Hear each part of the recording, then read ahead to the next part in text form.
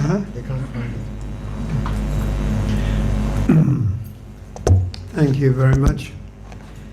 So I'll start Mangala Charanam, chanting few prayers to create auspiciousness. So spiritual sound is called Shabda, and it's very powerful, much more powerful than what we would call material vibrations. But even material sound is powerful. For instance, if you hear some explosion, in South Africa we're relatively at peace, but in other countries like Gaza, you hear an explosion, creates fear. You hear someone scream. You hear the police siren. Isn't it? Police siren immediately. Problem. That's Russian. So spiritual sound is even more powerful. So we'll just say a few prayers, and then we'll read from Bhagavad Gita. Om Agina Tamarandasya Gananjana Salakaya Chakshmalatam Yena Tasmai Shri Guruve Namah Shri Chaitanya Manobhishtam Stapatam Yena Bhutale Swayam Rupa Gadamayam Dadanti Swam Vadantikam Bandeham Shri Guru Shri Tapatakamalam Shri Guru Vaishnavam Cha Shri Rupam Sagrajatam Sakana Raghunatam Vitam Tam Chajivam Sadvaitam Sadvutam Brijana Sahitam Krishna Chaitanya Devam Shri Radha Krishna Padam Sakana Lalita Shiva Shavitam Cha Hey Krishna Karana Sindhu Dinabandhu Jagatpate Gopisha Gopikanta Radha Kanta Namostate Tapta Kansha Gaurange Radhe Brindavaneshwari Rishabhanu Sutadevi Pranamani Yuri Priya Vanchakalpatrupyascha Kripa Sindhu Bhyevacha Patitanam Bhavanebhyo. Everyone, Nama Om Vishnu Padaya Krishna Prasthaya Bhutale Srimate Bhaktivedanta Swami Iti Namine Namaste Saraswati Devi Gauravani Pacharine Nivashesha Sunyavadi Praskachati Satarine Shri Krishna Chaitanya Prabhu Nityananda Shri Advaita Gadadhar Srivasadi Gaura Bhaktavinda Hare Krishna Krishna Krishna Hare Hare Hare Rama Rama Rama Hare Hare. So before reciting Srimad Bhagavatam, Bhagavad Gita, we offer respects to Vyasadeva. Vyasadeva is a literary incarnation of God. Avatar means one who descends, and avatari is the source of all avatars. So we understand Krishna is the original source of all the avatars, such as Lord Narayan, Vyasadeva, Nrsimhadev, Lord Vishnu, etc. So please repeat, Om Namo Bhagavate Vasudevaya. Om Namo Bhagavate Vasudevaya. Om Namo Bhagavate Vasudevaya. Om Namo Bhagavate Vasudevaya. Om Namo Bhagavate Vasudevaya. Om Namo Bhagavate Vasudevaya. So we'll read from Bhagavad Gita, chapter 7, text 19. So we can do the Sanskrit. This was originally spoken by Lord Krishna 5,000 years ago. We understand that Krishna is not some mythological,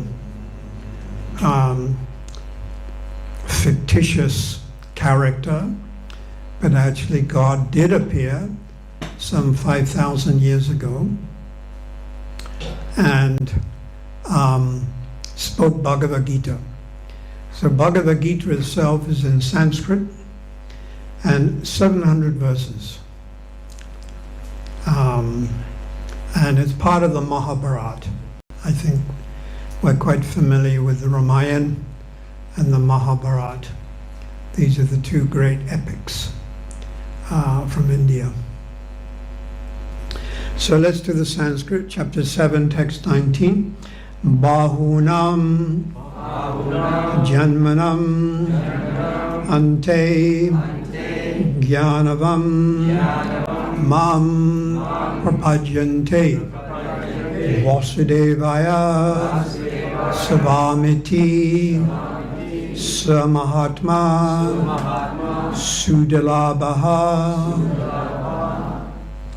Bahunam Janmani Ante Jnanavamam Prapajyante Vasudeva Savamiti Samahatma Sudalabaha. The English: after many births and deaths, he who is actually in knowledge surrenders unto me, knowing me to be the cause of all causes and all that is. Such a great soul is very rare.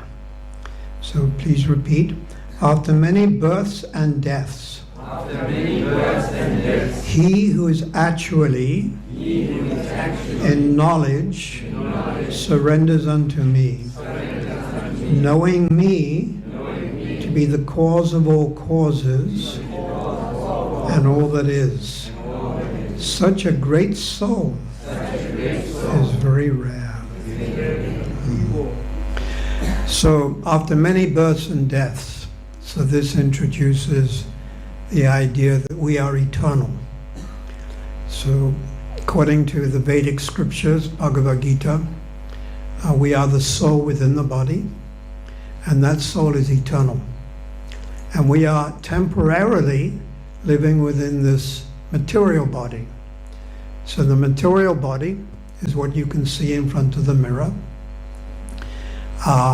It is made up of bones and blood and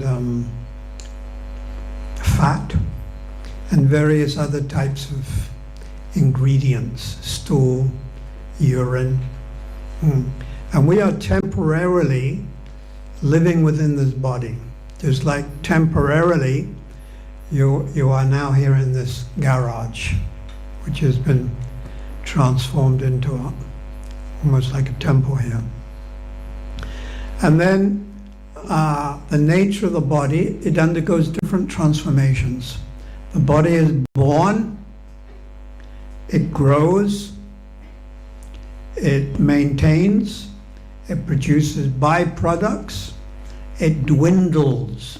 Pakshaya, Sanskrit, means dwindles, and then it dies. 6 transformations. So anything material, you'll note, it has a beginning, and then we maintain it for a while, and then it is dissolved. Like your house. So many years ago, the house was built, and now you're maintaining it, and then it begins to dwindle, the bricks begin to rot and what have you, this and that. Then usually it's demolished, and then you build another house. So material things, they have a shelf life. You know what that word means, shelf life? Like your car. When they build these cars, they build them to break down. And it's called, technically, planned obsolescence. Because if they built the car to last a long time, then they'd be out of business. Isn't it? They have to build it They could build it with bodies that are thicker, but they choose thinner so it rusts. They can come up with tires that actually don't need to be replaced. But then they're out of business. Goodyear, out of business. So they plan it to dissolve and break down. The most obvious would be your computer, isn't it? You buy your brand new computer, and it's only brand new and the latest with all the gadgets and the apps for 6 months. And then they come out with something new, and then you've got to upgrade, which means you get rid of your cell phone, you get rid of your computer, and this brings in the money. So material things, they have a shelf life, and your body also has a shelf life. According to the Bible, 70 years and 10. What does that add up to? 70. So those people who are over 70, can you please raise your hand? So I'm on borrowed time. Prabhu is on borrowed time. Yes, we're all on borrowed time. We would like to discover when I drove in here, I saw Deschem, the new shopping center, drugs. So we would like to discover some drug that we can take that will make us grow younger. It would be quite in demand. You grow younger. But so far, nothing. Death is 100%. It's 100%. And although we may say, yes, so many hospitals, but they're all full. So death, time and tide? Yes. That was an English king, and his name was King Canute, because I'm from England, you see, so I would know these types of useless pieces of information. So King Canute, his advisors say, you're so powerful, king, you can actually make the tide go backwards. So there's a picture of him sitting on his throne and demanding on the beach. Imagine, La Mercy Beach. You're sitting there and you're telling the waves, back, back. So obviously they didn't go back. But I researched it a little further, and King Canute was actually very religious. And he said he had some effigy of Jesus. And after this particular incident, he took his golden chains and things and put it on the effigy of Christ. So it seems like he was a theist, believed in God. So time and tide wait for no man, time and tide wait for no woman. It's not that, women are excused. That time will also come. But it's a fact, ladies do live longer than men. They have a higher threshold of pain. Yeah. Mostly because the men are hand-packed.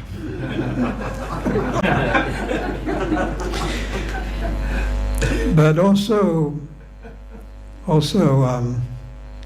men can hand-pack as well, not just ladies.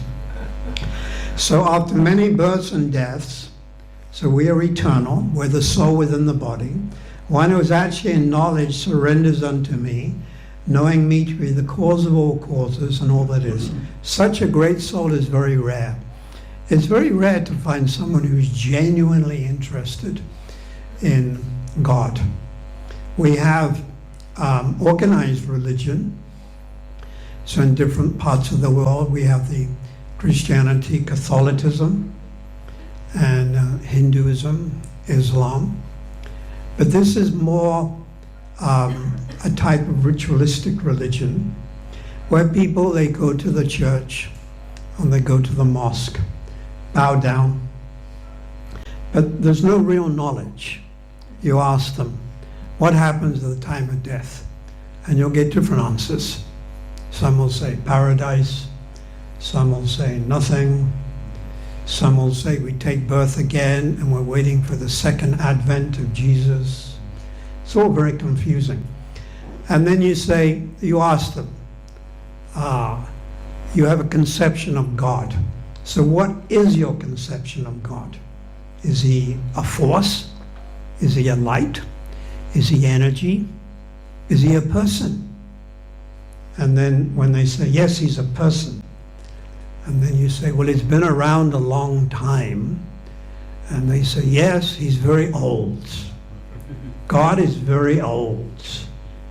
You know, he has a lot of wrinkles, you know? And he has his, like, beard that goes down to his, you know, descending beard. And the hair is white because of old age. So it's a material concept. Because when we think of someone who's old, then we think white hair, etc.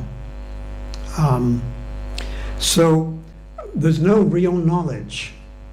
The Bhagavad Gita is presenting real transcendental knowledge. And this is why Raja Vidya is the king of knowledge.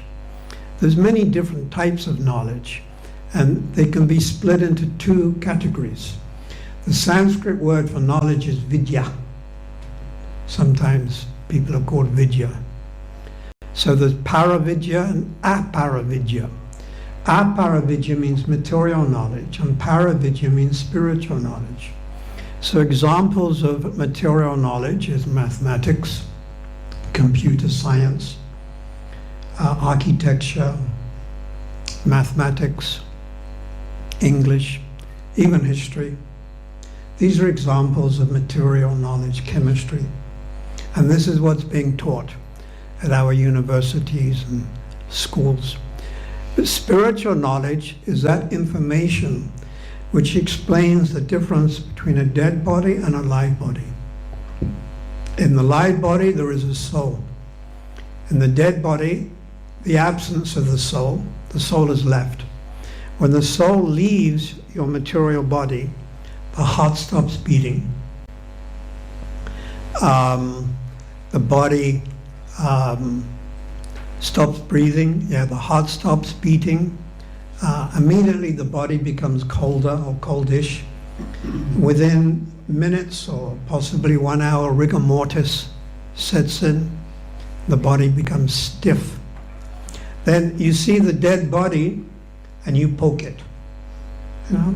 Now, is it going to complain? No, because there's no consciousness.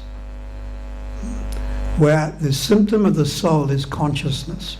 Now, like this, I can poke this chair, but it's not going to complain. I can put this chair outside when it's cold, when it's wet, it's raining. It doesn't complain. It's not conscious. But if I spend the whole night outside, then I'm going to complain. I'm going to get cold. So hunger, thirst, happiness, distress, these are all experienced by a living being. So knowledge means to understand that within this mortal body, this temporary body which I possess at the moment, Indian body or European or male or female, is the soul, the Atma. A-T-M-A, sometimes also called the living force, the soul, or the spirit soul, has different names. So real knowledge means to understand this, and those people that are going to try to understand this are very rare, extremely rare. Most people are just not interested. You start talking about the nature of the soul, and transmigration of the soul, how it goes from one body to another, they fall asleep. Isn't it? They fall asleep. Not interested. Not interested. But if it's India versus South Africa, Oh, very interested. Turn on the TV. If it's the rugby match and South Africa is against New Zealand, I forget. I don't watch these things. I just pick it up. Everyone is watching. I was driving home the one day because I stay in Hillcrest, and Shidama was my driver, and it was on the Saturday night. They had the final, South Africa, New Zealand, and Shidama, my driver, he said, "You'll notice that road's empty." And I said, "Why?" And he said, "It's the New Zealand South Africa rugby match. Everyone is in front of their TV." So that's how I understood there was a rugby match. So when it comes to religion, spiritual life, people aren't very interested. Not very interested. So this is unfortunate. So the word here is Sa Mahatma Sudalabaha. A Mahatma, or a great soul who's interested in God. Sudalabaha. Very rare. Extremely rare. So we want to become intelligent, we want to become smart, and we want to understand something. Let me just read what Srila Prabhupada, our Guru Maharaj, says. The living entity, that's us, while executing devotional service or transcendental rituals, after many, many births, may actually become situated in pure knowledge of the Supreme Personality of Godhead. And this is the ultimate goal of spiritual realization. One realizes the material world to be a perverted reflection of spiritual variegatedness. So in this material world, there's a lot of variety. There's a lot of variety. For instance, there's maybe 100 people here. Now you're all dressed differently. You're all a different size, and you all have different natures. So there's variety, different species of life. We see this. So this comes from the absolute truth. In the spiritual world, there is also variety. So the spiritual world, Goloka Vrindavan, it's full of variety. And what we see here in this material world is a reflection. It's a reflection. You go to the lake, and there's a tree growing on the side of the lake. And then you look in the water, and there's a reflection. And the reflection is very accurate. Each leaf is there. Even some of these reflections have color, believe it or not. And you can see it's a little brownish from the trunk or a little greenish from the leaves. But if you go to embrace or touch that reflection, then what happens? Niet, nothing. It's a reflection, it's not the real thing. So this material world is actually a reflection. In the spiritual world, there are men, but they're spiritual. And there are ladies, gopis, but they're also spiritual. And their bodies are Sat Chit Ananda. You may have heard of that word, Sat Chit Ananda. Sat means eternal, Chit means full of knowledge, Ananda means full of bliss, and Vigraha means they have forms. There's a prayer by Lord Brahma, Ishvara, you may know it, Ishvara Parama Krishna Satchidananda Vigraha, and Adya Govinda Sava Karana Karanam. Lord Brahma, who's a demigod, he's the number one living entity in this universe, spoke this in Brahma Samhita. So Satchidananda, Ishvara Parama Krishna. Krishna is the original controller. He's the supreme controller. Now we're also little controllers. We're small-time controllers. Here in La Mercy, Seatites, small-time controllers. We can't control the weather. If you could, then you'd probably organize that it stops raining. Correct? You can't control getting old. You cannot control disease. COVID came, many millions of people died, and seemingly it's gone. We're not able to control it. So we're small-time controllers. Then you get, like in this See Tights, La Mercy, you get the mayor of La Mercy. And then above that is the mayor of Durban. And then above that is the governor of KwaZulu-Natal. And then above that is the president, Mr. Ramaphosa. So above every controller, there is another controller. But Ishvara Parama Krishna means Krishna is a supreme controller. There's no one above him. So Ishvara Parama Krishna, Satchidananda Vigraha. He's eternal, full of knowledge and full of bliss. Now we are not eternal, as I pointed out. We are going to leave our bodies. You are going to get kicked out of this body, whether you like it or whether you don't. It doesn't matter. You're a billionaire. It doesn't matter you're very rich. You go to the hospital. I spent quite some time this year in hospital, and the doctors, they come with their clipboards and they look at you, look like this, and they look at the figures.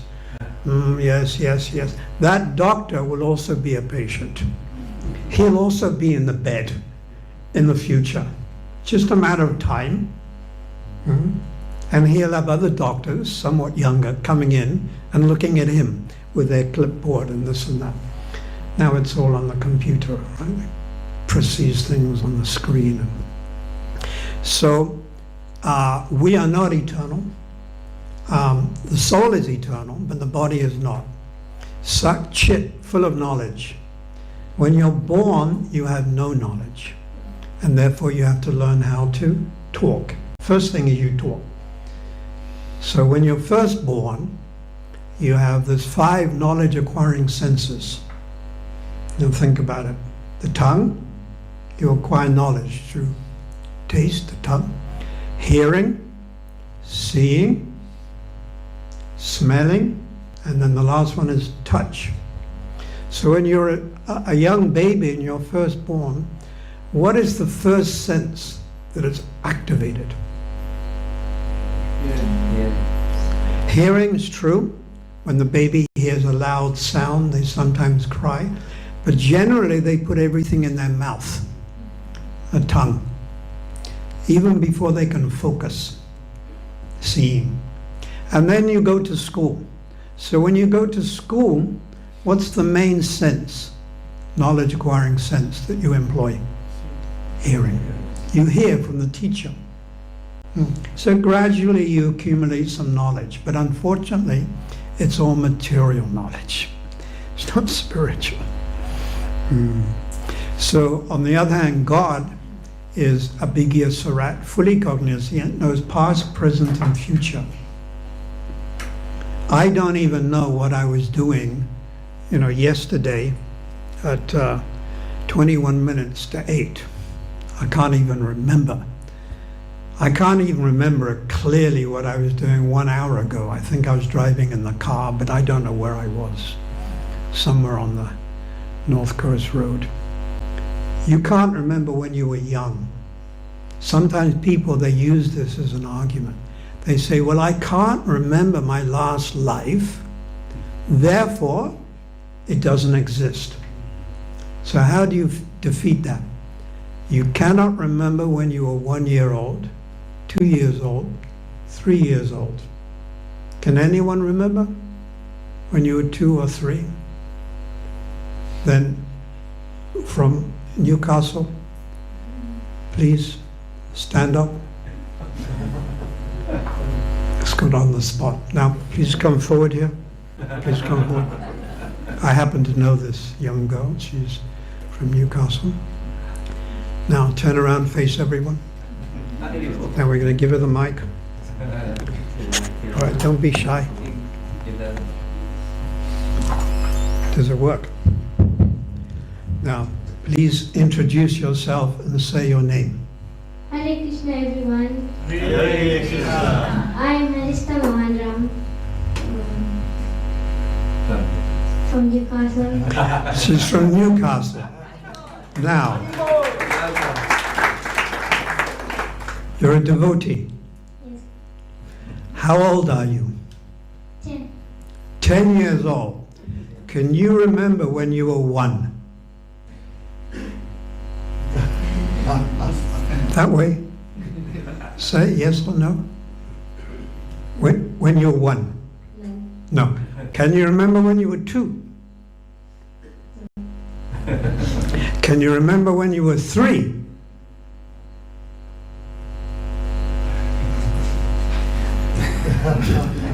Dan, dan, dan, dan. No? Can you remember when you were 4? A little bit. A little bit. Because I remember when you were 4 and your mother was playing with you in the garden. What do you remember when you were 4? Going to the temple. Going to the temple. It's the best thing. It's the best thing to remember. So thank you very much. We'll let you sit down, but we're going to give you a clap.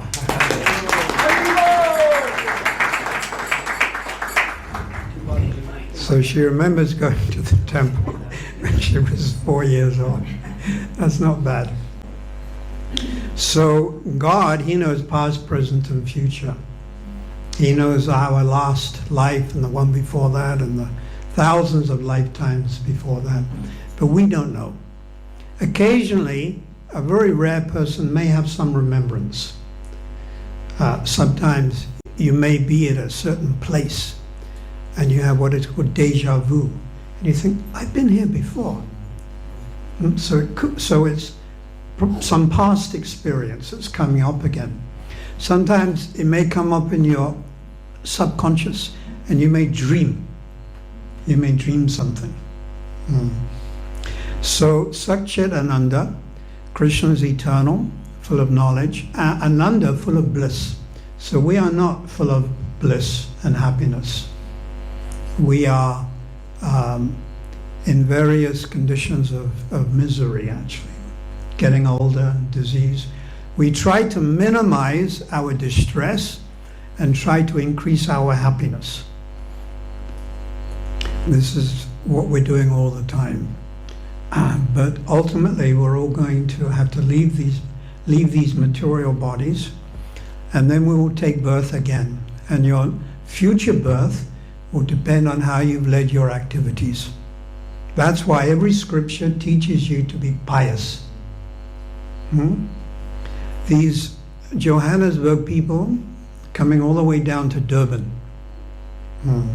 So some stay in the 5-star, like the Pearl from Shlanga, and some stay in the 4-star, and some stay in the 3-star, and some in the 2-star, and some end up sleeping on the beach or in their car even. So what determines where you're going to stay? What's this? Paisa. Yeah? So your next birth will depend on your pious activities. Your pious activities. And if you're pious, then good birth. That means good health, nice family, money, material intelligence. This is pious. And if you're a little on the sinful side, then you're born in a family, you never know your parents. You know, they reject you, they leave you on the pavement or something. You have incurable diseases. So this is due to past sinful activities. I gave this example a number of times. Last year, there was a man in America, and his name was Cuba, the president who died. Always smoking cigars. Castro. So his name was Castro, but not the Cuban Castro, another man. He lived in California. And he went to this one shop, and then he had $2, and he put it down on the lotto, Powerball. You know that lotto? $2. And how much did he win? $2 billion. Now, not 2 million, not 200 million, 2 billion. He won it like that. Last year. Now you can look in the Guinness Book of Records, and his name was Castro. And then his best friend took him to court and said, I gave him that number. I told him to go to the shop. So immediately, when you win that type of money, you lose all your friends. Guaranteed. You lose all your family members because they all think, they should give me some of that money. So of course, $1 billion went in tax, but he still came out with $1 billion. Now, how is that? He was like relatively middle class. He wasn't wealthy. He was Spanish descent or from Mexico or something. So how is it? In his past life, he also gave in charity, and he's getting it back in this lifetime.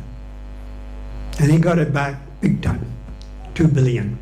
But that didn't mean he was happy, because there are many wealthy people who are just not happy.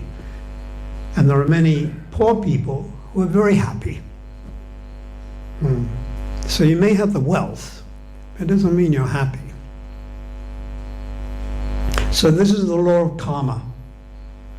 As you sow, so you shall reap. And this is why every scripture, Bible, all scriptures, tell us, be pious, give in charity, be good. But above that is devotion to Krishna. It's even higher. It's even higher. So we encourage you to practice devotional service. It starts by chanting Hare Krishna. It's very simple. You get the beads, you just chant every day. And anyone can. There's no hard and fast rule. A man, woman, black, white, young, old, makes no difference. Lying on the bed, or when you've taken a bath, or in the temple room, or in the garden, or even when you're driving, you chant the names of God. Spiritual life has been made very easy in this age because we're not very spiritually inclined. People are not very spiritually inclined. So therefore spiritual life is a special benediction.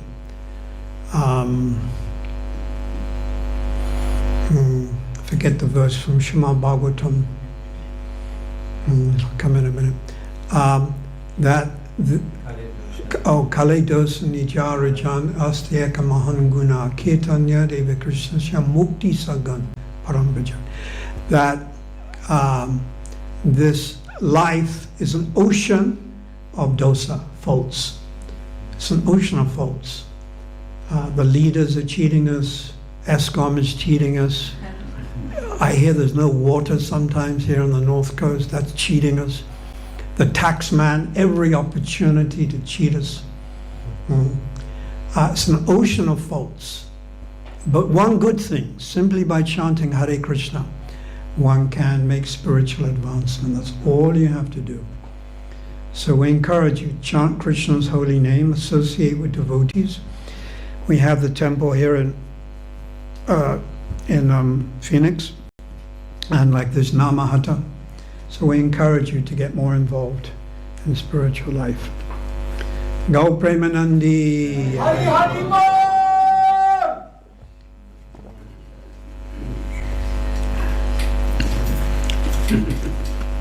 That's Dhanraj, by the way. Very famous, very well known. And also very vocal. And also tends to jump up and down a lot in kirtan. Because of Krishna. Because the work of Krishna. Yes, very good. As we agree. Very good. Very good. Very good. I could never find the stop button. maybe pause. But been devotee for 30, 40 years. Now, a few questions. Is it an offense to beg devotees or people in general to do devotional service? Is it an offense? No. You can encourage other people to engage in devotional service. That's good. We encourage. The Bhagavad Gita, Lord Krishna instructs Arjuna to fight. But Lord Gauranga, why does he suggest tolerance and forgivefulness?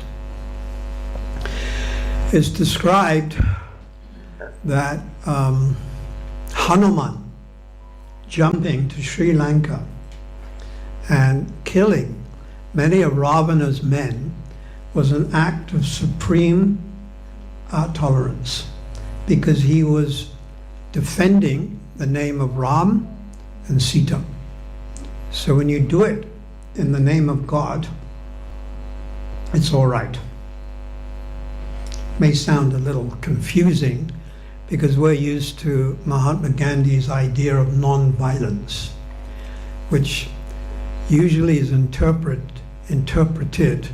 that in any situation, always be non-violent. But that's not true. And we do not support that. And I'll give you an example. You're sitting peacefully in your house in sea tights, and it's a Durban riots, and they're coming into your house and they're molesting your wife, whoever it is, and also molesting your daughter. Now what do? Do you sit there and go shanti, shanti, shanti, om, shanti, shanti, shanti, non-violence, non-violence, do whatever you want? Or do you protect your wife? What would any sane human being do? Protect. It's the duty of the husband. Protect children, protect wife, protect old people, protect cows. So if you don't do anything, you're at fault. And emotionally, you couldn't just sit there anyhow. You'd have to do, and you would resort to violence. You would push the man away, or whoever it was.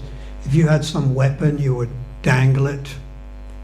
So you can see this idea of absolute non-violence is not supported in Bhagavad Gita.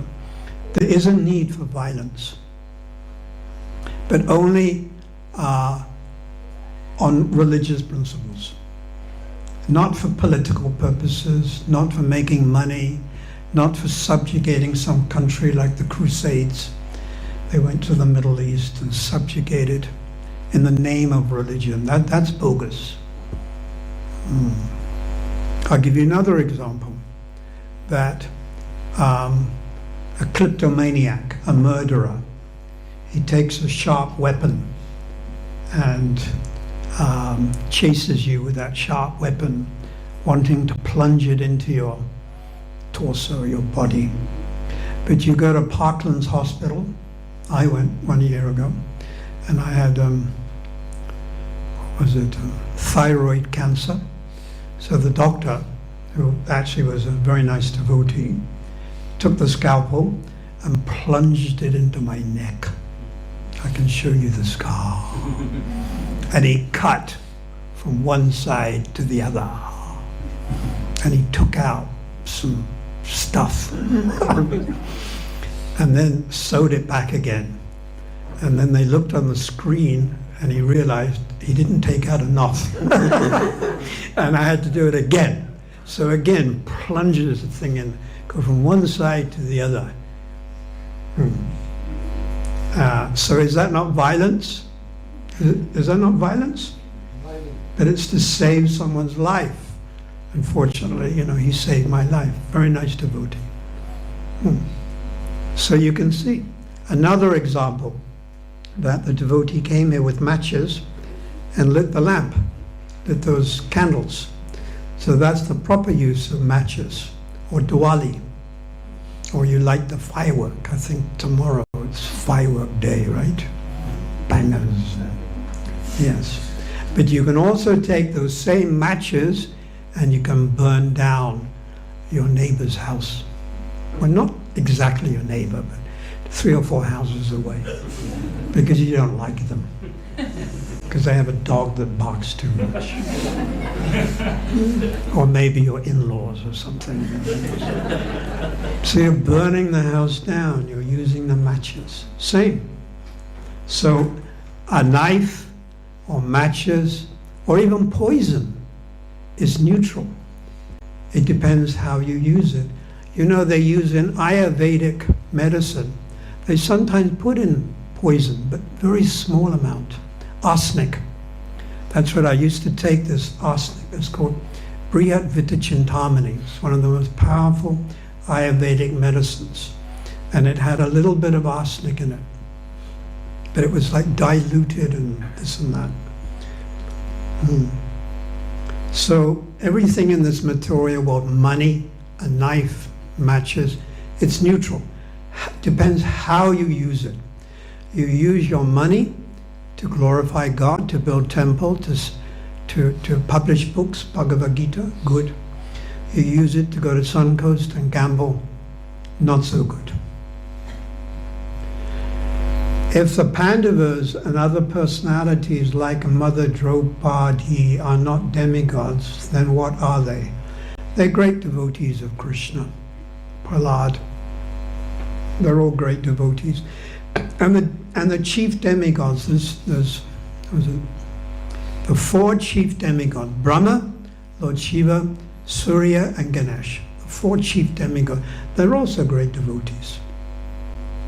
Brahma is Dasyaras, a great devotee, Lord Brahma. He's one of our gurus. He's the original guru in our line, so we offer our respect to Lord Brahma. Lord Krishna was killed by an arrow.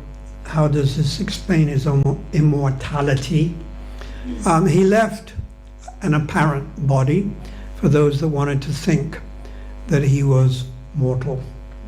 But according to Bhagavad Gita, we understand he has a spiritual body, and obviously an arrow, even with poison, is not going to affect him.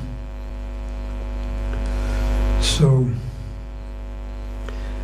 anyone else would like to ask? Any questions?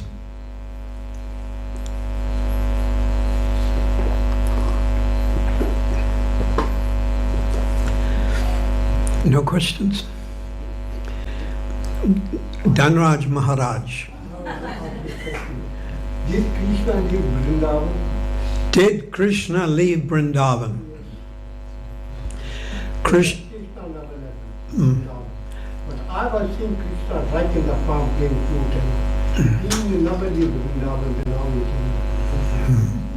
So, one Krishna stayed in Vrindavan, and that's called Nandanandana Krishna, or Yasoda Krishna.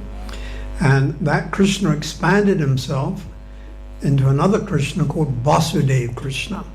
And Vasudeva Krishna went to Mathura, and then later on to Dwarka, and then also Kurukshetra. So it's the same Krishna and yet different. Vasudeva Krishna, you worship in Aishvarya with opulence, and Vrindavan Krishna, he's your friend, he's your son, or he's your lover. It's a different conception. So thank you all very much. My humble request is you make New Year's resolution to chant. Those that are chanting, then just try to chant more clearly, more loudly, with devotion. And if you're not chanting, then introduce this into your lifestyle. You can start with 1 round every day. That's about 10 minutes. It really isn't so long. 10 or 12 minutes, something like that. So thank you all very much.